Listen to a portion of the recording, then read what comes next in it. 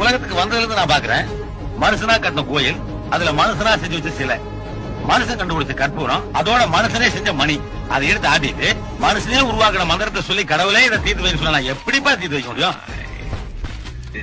இந்த உலகத்துல மனுஷனுக்கு என்னையா கொடுக்கல? ஆகாசத்தை கொடுத்தேன், நீரை கொடுத்தேன், நெருப்பை கொடுத்தேன், காத்த கொடுத்தேன், ஏன் காய்கறிகளை கொடுத்தேன், மர வகைகளை கொடுத்தேன், இதையெல்லாம் ரசிக்க கண்ணை கொடுத்தேன், காதை கொடுத்தேன், மூக்க கொடுத்தேன், உழைச்சி சம்பாதிக்கிற 2 கைகளை கொடுத்தேன்.